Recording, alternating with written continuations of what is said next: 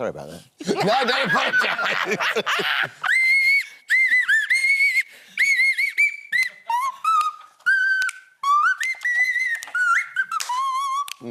It's a nose flute. It's amazing. I love it. It's the best 75p you'll ever spend.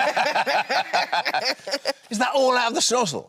It's all from the nose? Yeah, it's not... It's Nothing from the mouth? Yeah, it's great for COVID as well, if you want to catch it. Yeah. Welcome back to This Morning, everyone. Oh, I don't need so to do lovely it. to have you. Harry Hill's here, everyone. Yay! That's all we need to do. How are you, Harry? I'm very well, yes. You know, I'm going on tour. I'm back on tour, guys, in the autumn, because I feel with all the bad news around that the nation needs cheering. Absolutely. I'm bringing Silly back. Tell us about so the tour nice. Pedigree Fun. Did you write it? When did you write it? Well, I'm still writing. Have you written it? Is it written? Well, you know, you don't write... If you're a comedian, you don't write a show. You write some ideas, you go out and try them out. Yeah. And the ones that stick, stay in. It's funny, that, isn't it? It's so unique, comedy, for that. So Yeah. if you look at, like, music, you'd never see a band going out and playing in a small theatre and then go halfway through a song going, oh, that's a bit rubbish, that song. Let's try a different song. Well, but the only comedians way- do that, don't you? You go out and you do... The only way you can theatre. find out if something is funny is if people laugh at it, you know. And that's why stand-up comedians are so much funnier than going to see a funny play, because they don't really necessarily do the same thing. So, but the best time to probably come and see it would be towards the end of the tour, really, because then you've really homed it. Well, you've don't really go and homed see it any down. of the early dates. You've really homed it down to the point where this is so funny. That's the time to go, don't you think? Well, I think for me the fun bit is finding out what works. And actually, there is a point, and you have to watch this, where when you get too familiar with it, that you start to go on a little bit on autopilot. Yeah. Does that happen? And when does that frighten you when that happens? Well, what I'm trying to do is I'm trying to get enough jokes and funny stuff to do so that I can swap a few bits out. You know, so if I get a bit over familiar with bits, yeah. So yeah, I've got Stuffer, my rubber cat. There's a lot of kind of. I'm trying to go for some of the visual stuff, slapstick. I've got oh, I love all that. a 20-foot sock. Well, no one really does it anymore. Why do you think that is? Why do you think people have stopped doing it? It's just hard. It's a quite lot of work. hard. It's quite hard to get it right, is the truth. Yeah. You know. And I've got Sarah the baby. It's a new thing, Sarah the baby elephant. You know, I started up an elephant. That's Sarah there. And I love this because you kind of involve the audience, don't you? Yeah, I mean, people talk about Warhorse, but really, I mean, There's a new player in town. yeah.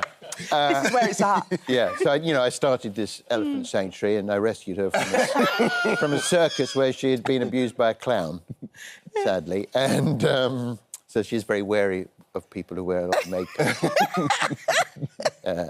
Is that why she's not here today? I'm wearing quite a lot. I would never say that, Alison. You always look wonderful. Harry, do you think, like, that kind of physical... Like you said, you know, it's a craft and it's hard to do. But do you think some people are just born with that sense of humour? I think you have to be interested in it. And I got interested doing TV Bert, funnily enough. You know, it was a thing. Often there'd be stuff where I'd get hit by a ball, or, you know, like with the X Factor, with the opening titles of the X Factor, there'd be the X flying in, and then it would hit me in the face. And actually, when I started doing it, I wasn't very good at it, because there's something about the timing.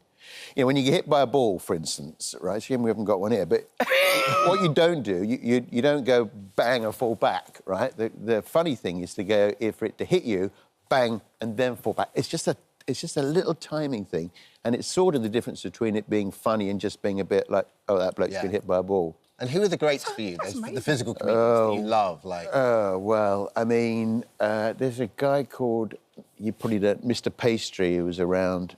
Funny enough, he goes back to, like, 30s and 40s.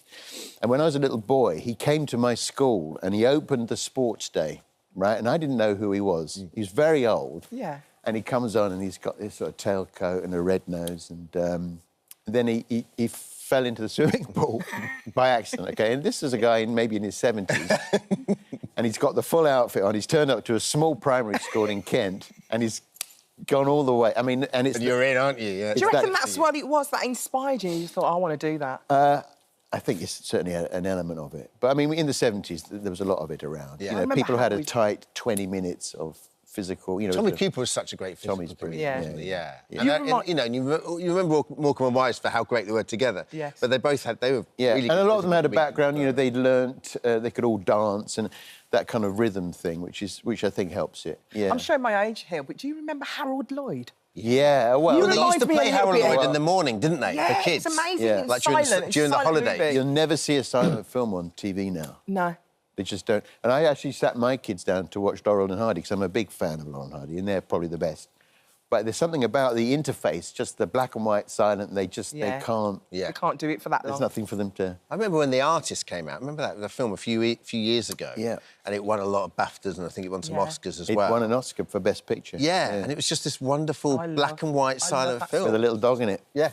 Yeah. Great. Yeah. Tell us about this new musical. Tony Blair, the Rock Opera. Oh, my goodness. I yeah. mean, like, where did We're this in. even be inspired from? Obviously, Tony Blair. Well, I mean, it's a good story. It is a good story because he starts off as a sort of, you know, the fact about Tony Blair is he was a sort of hippie. You know, he went to Oxford. He was in a rock band called Ugly Rumours. I'm not making this up. It's true. There he is. And obviously, he then becomes the most successful Labour Prime Minister. And you remember when he was swept to power in the 90s? No, there he is with his electric guitar. And And then he ended up being Prime Minister. How mad is that? Yeah. well, the most successful Labour Prime Minister. And then, of course, there was a little problem in the Middle East and things went, you know. So now he's sort of gone the other way. Yeah. Probably if you bumped into him in the street, you wouldn't get a selfie. You know, that's how it's... So it's a brilliant arc for a story, but anyone expecting a history lesson, it's ain't not gonna really. It's not really that. Tell us about some of the Cancel characters. the school parties. Tell us about some of the characters in it. Well, there's some great characters, you know, from that time. There's, you know, Prescott, you know, big bruiser Prescott. We've actually got a woman playing John Prescott. You know, Sherry Blair, Robin Cook, you know, who we've sort of portrayed as... Does everyone you have know, a song? Everyone, so Robin Cook would have a song, Sherry Blair would have a song. Most of them have got a song. I mean, it opens with we are imagining Tony Blair on his deathbed calling for a priest for confession, right? So it's prepare to be made aware of the tale of the most successful Labour Premier. And his name, it was Tony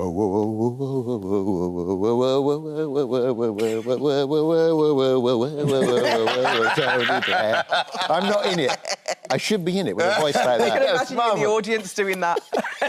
But Steve Brown, who, you know, I've worked with for years, Yeah. you know, who wrote Wonky Donkey, who wrote TV Highlight of the Week. So he's written these really funny, catchy songs.